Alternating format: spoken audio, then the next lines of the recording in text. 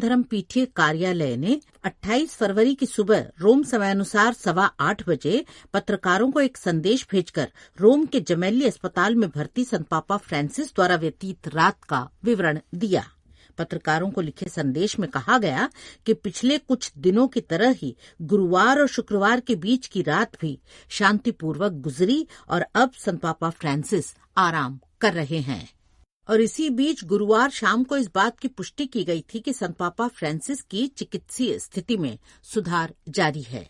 यह भी कहा गया कि पूर्वानुमान को हटाए जाने से पहले नैदानिक स्थिरता के लिए कुछ और दिनों की आवश्यकता है। संत पापा फ्रांसिस की हालत में सुधार की पुष्टि करते हुए वेटिकन प्रेस की विज्ञप्ति में कहा गया कि उन्होंने उच्च प्रवाह ऑक्सीजन थेरेपी को वेंटीमास के साथ बारी बारी से लिया। उनकी चिकित्सीय अवस्था की जटिलता के कारण निदान को स्पष्ट करने के लिए और दिनों की आवश्यकता है।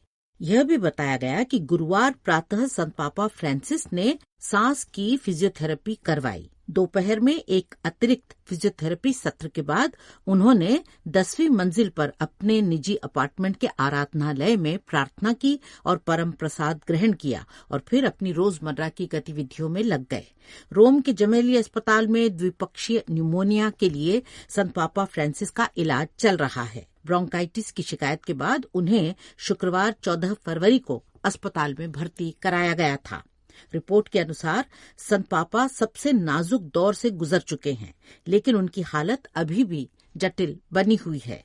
इस कारण से पूर्वानुमान अभी भी संदिग्ध बना हुआ है। इससे पहले गुरुवार की सुबह पत्रकारों को भेजी गई सूचना में कहा गया था कि गुरुवार को संत पापा ने अच्छी नींद ली, बिस्तर से उठे और अपनी कुर्सी पर बैठकर उपचार जारी रखा। इसी बीच गुरुवार को ही एक अन्य बयान में कहा गया कि संत पापा के अस्वस्थ रहने की वजह से शनिवार 1 मार्च को जयंती वर्ष 2025 के लिए निर्धारित संत पापा फ्रांसिस के कार्यक्रम को रद्द कर दिया गया है।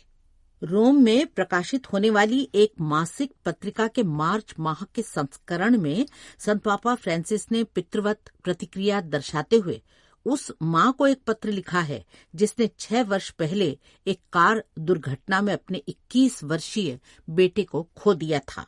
संत पापा